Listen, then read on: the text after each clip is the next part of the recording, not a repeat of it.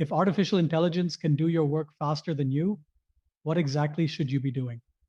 Welcome to XTrawAI, the podcast where we extract the raw conversations shaping the future of work, technology, and human potential. I'm your host, Raghu Banda. AI headlines today swing between two extremes. I will save us, or I will replace us. But the real story sits somewhere in between. This episode is a shorter one by our usual standards, but it carries a powerful message. AI isn't just a technology shift, it's a power shift. Today, I'm joined by Sharon Gai, AI and innovation expert, global advisor, and author of How to Do More with Less.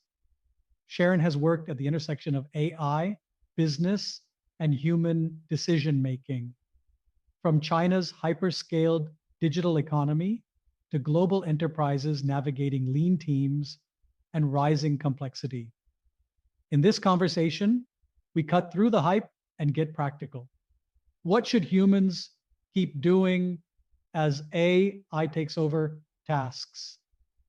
Why doing more with less isn't about burnout, but agency, and how to move from being a busy bee to a beekeeper. Let's get into it.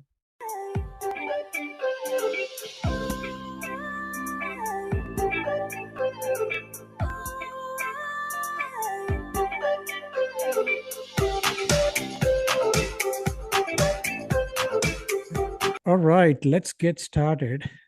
Welcome to another podcast or another episode of our Extra AI podcast. And today, I'm going to have an interesting topic. We're going to talk about, I have with me Sharon Gai. Hi, Sharon. Welcome. Hi. Hi, Raghu.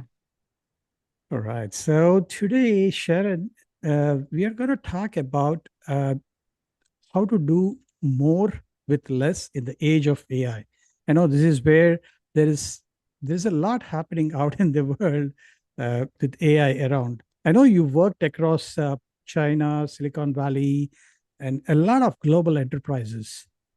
Uh, what made you first think that AI wasn't just a tech trend kind of a thing, but I think it's turning some kind of human work and human minds into that. So, what are your thoughts on that? Yeah, I'll tell you the exact night even. So it was November 10th, 2018. And if I can bring you back to that day and just that environment, I was working at Alibaba at the time, specifically inside a department called Tmall. Tmall is kind of like the Amazon in China. Except it's a lot more complicated because just the e-commerce and retail scene in China is it's very experimental, and so it's a very complicated in place. And usually, when we call this campaign called Double 11. If you've heard of that, it's like China's Black Friday. Mhm. Usually during that time, we work with hundreds and thousands of extra contractors that we normally hired during that time. Because for a lot of brands, it's a very important time. So Black Friday, similarly for all brands, it's sometimes where they do a lot of their annual sales in a very short window.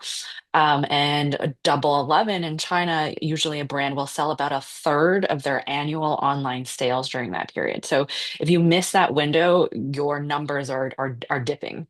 And so as a platform, we also are so as a platform, the way that we earn money is a percentage of transaction, right? So if Mhm. brands Mhm. are dipping in their numbers, we are definitely dipping in our numbers because we're just taking a 2 to 3% GMV transaction as that's the main platform business model.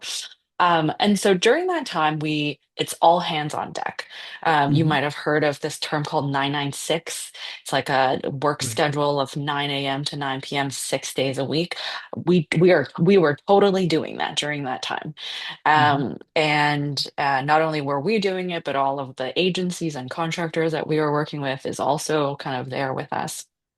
So during this time, we normally there's an uptick in hiring of temporary contract workers, whether you write copy, whether you're a designer, whether you're in marketing.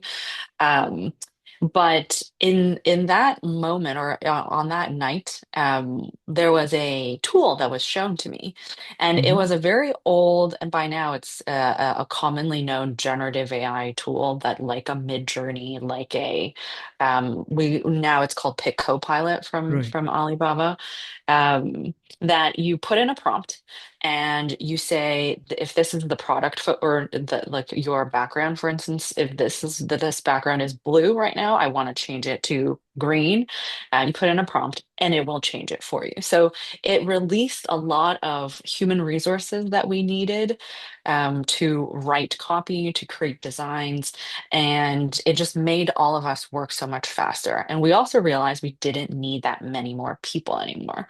So I was shown that tool very late at night because we were 996ing.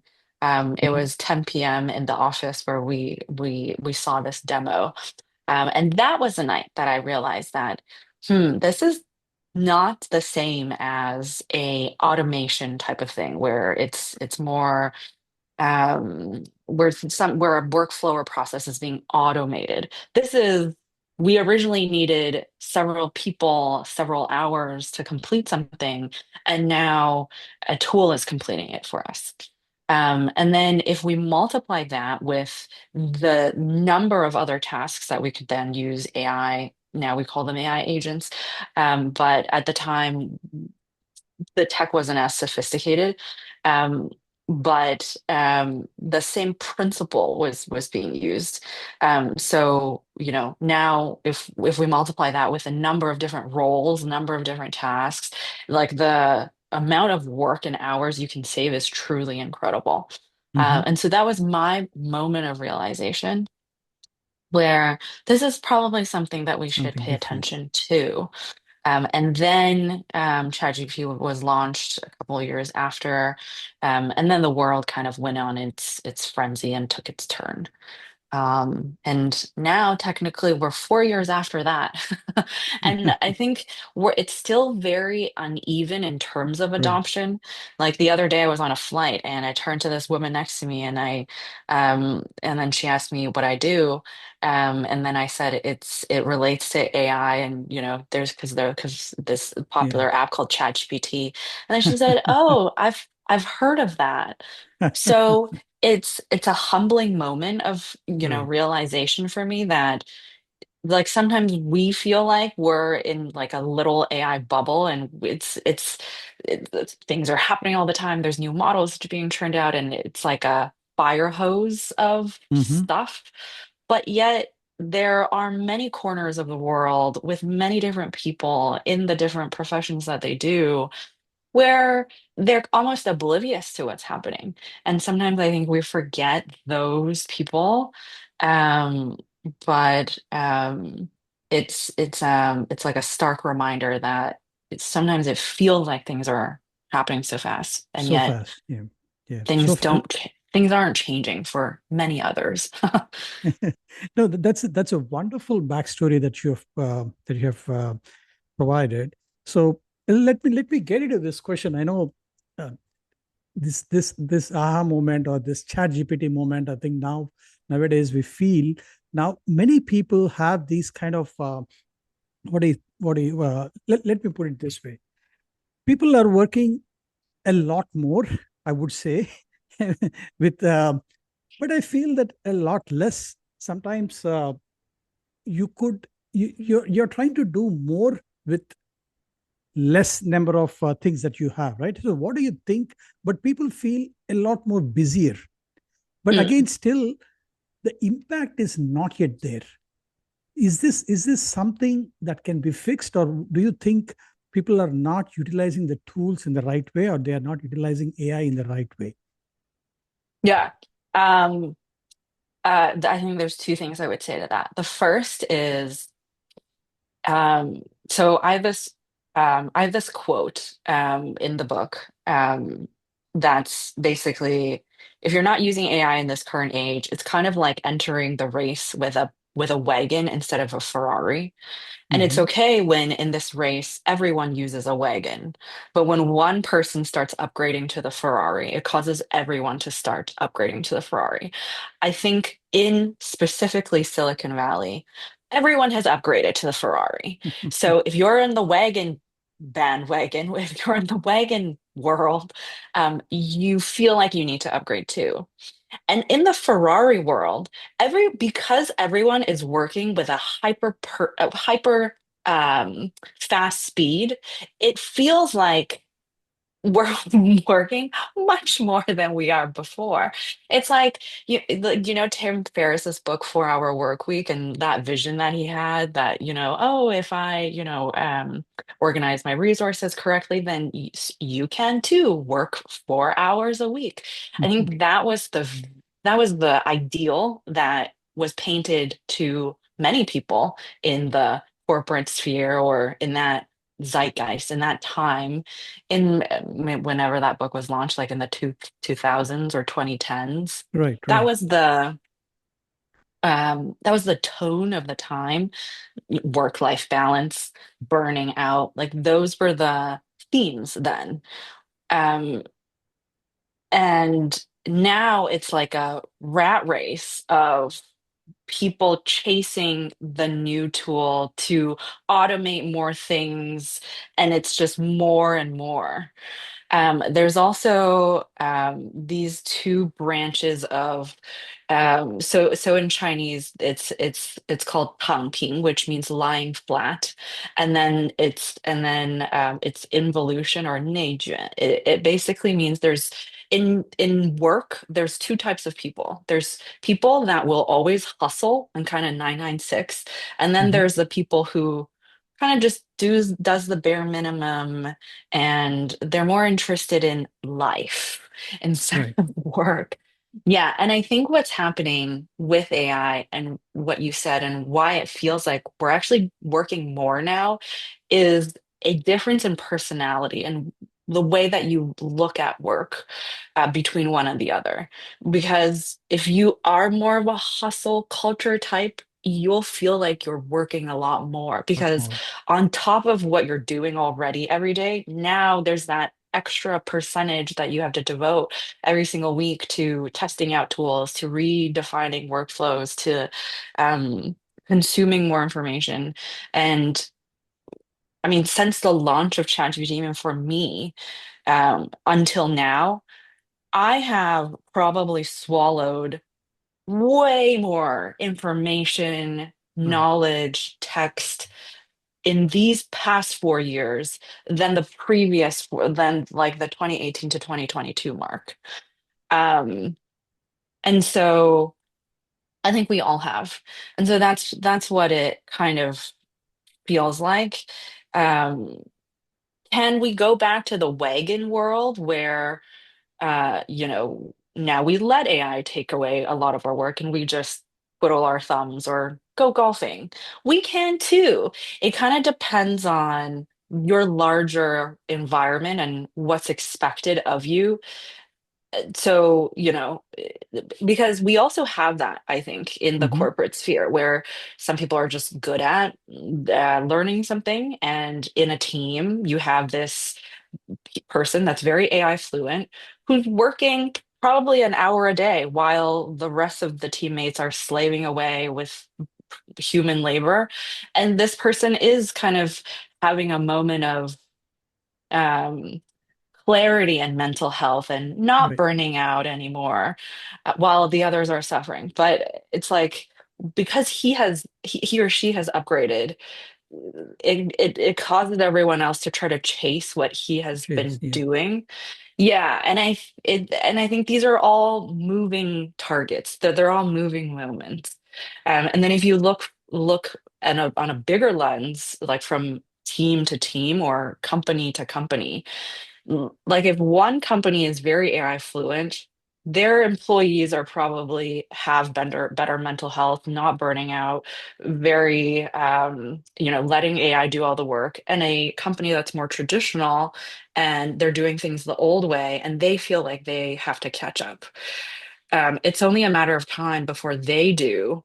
They catch up. And Yeah. when they do, and when both companies are, say they're using the same set of tools, working at both at hyperspeed, employing AI agents to complete a lot of tasks, that's when like some there's like a new entrant that will come in that will push both of the previous And the ones. race heats up again.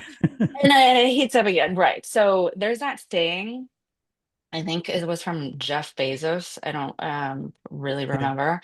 But your margin is my opportunity, Right. which is like one company's profit margin.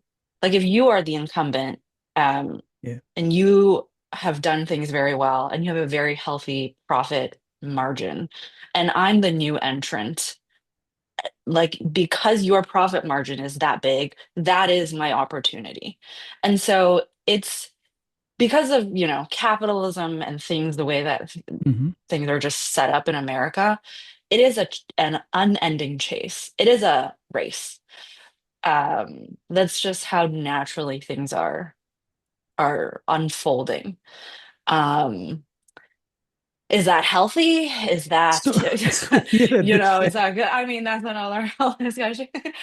But that's the phenomenon. so at this point, let me ask you this question. So I know AI has moved from the back end to the front end with this invention of these generative AI technologies like ChatGPT and Gemini, and this race has heated up and so on and so forth. So it is more becoming, so AI is becoming more like a power issue rather than a tech issue. Is that what you mean by that? Or or do you have any thoughts in that aspect? So meaning like the Yeah, companies and people have to use it in a better way. I think it's I think it's a I think it's a discrepancy issue. Hmm. Um, it's because the tech is there. I mean, we have the best tech ever invented in the world. Hmm. And it's not like we're first of all, we're not all trained on the same page to use it. Um, I think I read a statistic somewhere that only 6 to 12% of companies in the US have a formal training program. Like Hmm. most companies in the US just let it, um, um, if you're testing tools, good job. But there's no formal, centralized, coordinated series of modules that is gonna like this is your learning path for AI that's coordinated centrally in most companies. So that's already an issue, and Hmm. because what will then happen is the super curious, that hustle type, is going to be ahead, and they're very quick to get ahead, and to learn. And while the majority of the company, because we're all so busy with our lives and we have families, and the original workload didn't decrease either. So we have to do that on top of the new learning. Like a lot of people can't handle that.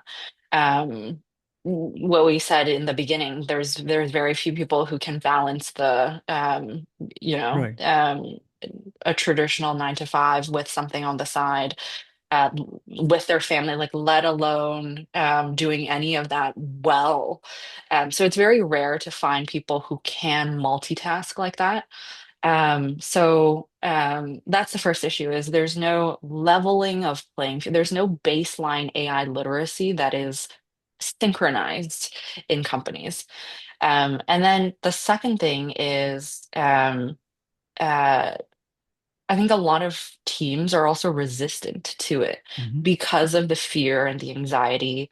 Um, for all of the contract workers that we used to hire, it's not like we asked them like before implementing this tool, we just implemented it and that the contract was never renewed the next month. Hmm. So there's a lot of there's reason for people to resist it. And I actually predict that in the future, um, there's going to be a lot of people that are very against AI rollouts or AI Hmm. tools being Hmm. used. I mean, that's already kind of It's bubbling and already kind of happening. happening. Yeah. Yeah, there's a lot of protests actually. But I think there's also going to be a lot of people that will just resist it. And they want to work in then a more old school way or the way that things were. We're naturally Humans are naturally quite resistant to change. And I think it goes back to a personality. Right. Some people like change, some people thrive in change. The more moving dots there are, the better they prove themselves to be very calm in a storm. Some people are a little more reactive to change and they're more good at heads down. This is what I'm told to do. I'm just going to complete these tasks, and you grade me at the end of the day. I take my check and go home. Um, so um, it's a so everyone is very different that way. Hmm. And so it's a power struggle internally. Power struggle. Yeah. Yeah. Sometimes, like the finance department or CFOs are saying, we've already spent all this money on these We new got it. Yeah. shiny tools, and our AI vendors have wined and dined us, and I've given them the checks. But in terms of productivity, I haven't seen this company Seen the same. Yeah. go that much more. That's in ratio of how much we've invested. I think we're at that point right now. Right. Um, Right. So yeah. let me get you to this point, right? I think I know this is getting more and more of a power issue. So let's and there is this common feeling around people that they're afraid of getting being replaceable, right? I think losing their identity or losing their what do you call relevance or losing the control. These are some of the factors happening. I know you talk about some of these things in your book as well. Maybe if you could break your book or into step by step or a few highlights of what you talk in the book. I know you talk about something like moving from a task based approach, the AI tasks into human tasks. hmm hmm so it's a do more with less framework where it's an encouragement for people to start to replace themselves. So, layoffs are very common right now, and I think a lot of people are sort of um, sometimes some I actually know a lot of people who's waiting for a layoff to happen, which is very funny to say out loud. But that is the what's happening right now. And I think instead of doing that, maybe the encouragement is for you to start replacing yourself, to be ahead of your HR department or your hiring manager or your team leadership, to not wait for them to lay you off, but almost try to lay off yourself through replacing yourself with um, uh, AI tools or agents. And I think when you do that, you'll discover there's a part of your job that absolutely needs you, whether Mhm. it's the coordination of the AI agents, whether it's meeting a customer face to face, whether it's resolving or putting out a fire that just emerged out of nowhere. There's always a need for a human for some sort of role. But if your job is 100% automatable, then you're probably in the wrong role anyway. Then you should probably be moving to a team where the list of tasks that you have is not 100% automatable. And that's probably what's worthy to be worked on anyway, unless your passion is to do exactly what a machine does. Um, at the moment, from all of this research that we know, humans are still smarter than machines. Mhm. We might not know as much information and regurgitate as many statistics and code as fast, but we're still smarter in our way. And so I think when you look at AI in that lens, that you are smarter than it, and you're just employing it to help take away pieces of work that you shouldn't be doing anyway, it's almost like a human potential excavation exercise where we can now excavate why you're really deserving of your job. Um, and it's that human element. I don't think I think looking at corporate America, um, I actually don't think we were even given that chance, Mhm. when we graduated from college and entered the work field. It was just jobs in a field of jobs. Go apply to certain ones Right. that appeal to you. And we never asked ourselves, why am I so special as a human worker?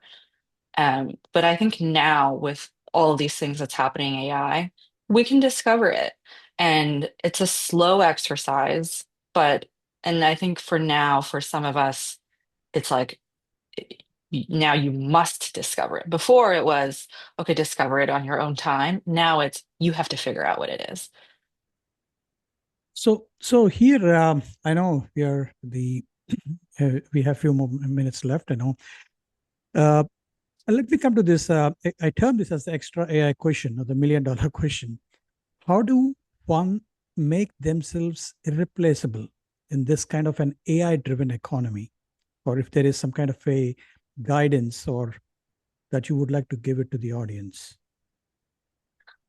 Um, I think it depends on what you do. I don't think anyone is completely irreplaceable. I think that's just not really possible. Um, it is a moving target. It's like, back in the day in the cobbler times, like if you knew how to sew very well, or if you knew how to fix shoes very well, you're gonna fix shoes for 60 years. And that's what you can do because that's the one skill you honed into and you're really good at that and you're going to stay doing that. I think that's just a little too far away from us. It's almost as does feel like whatever skill that you get really good at, then a way AI will catch up to you. Um, for now, it seemed like that if you're more on the creative side of things or strategic side of things, if you deal with people, if part of your job is to create trust somehow in getting the other party to um, buy from you or partner with you or work with you, like that part is the so-called irreplaceable part right now. Um, that's not to say that it's not like we're not implementing AI salespeople and AI marketers and AI customer service. Yeah, that's all still happening, and I think it's um, you know the current version of AI that we have today is the worst version of AI we will have, so it only gets better tomorrow and the day after. So. It is a moving target. Um, so yeah, I think it's past the age of fixing shoes. But I think maybe the future proof part is as long as you are willing to move Mhm.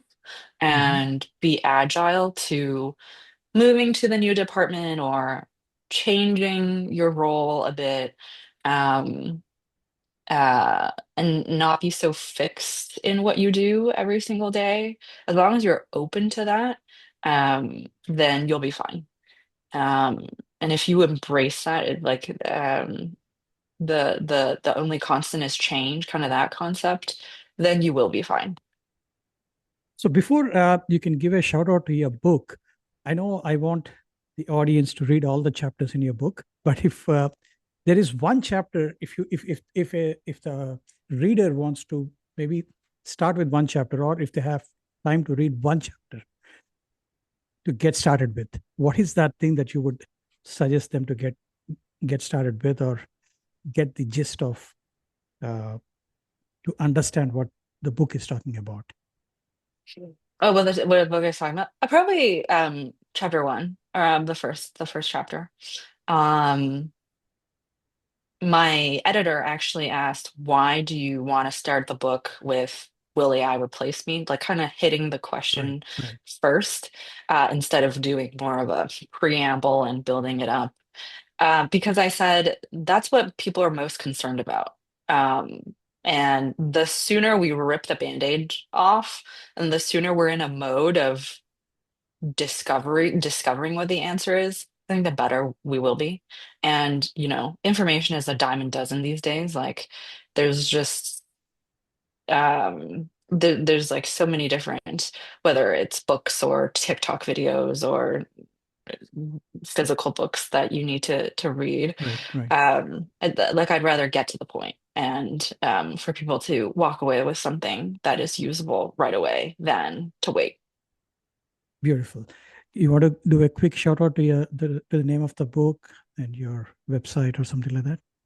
Yeah, it's called How to Do More with Less. And then my website is just my name, SharonGai.com, GAI.com. Beautiful. Amazing talking with you. And I believe our audience learned a lot, I think, in this a short amount of time. And I would recommend the audience to take a look at the book. And then I know there's a lot happening in the next 3 to 5 years. Things are going at breakneck speed. Thank you for your time. Thank you.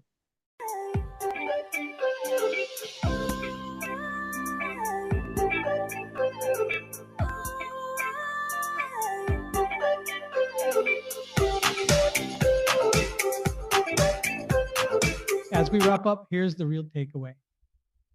AI doesn't replace people. It replaces inefficient ways of working. The future won't belong to those who work the hardest, but to those who know what to give to AI and what to keep human. This episode may be short, but the idea is big.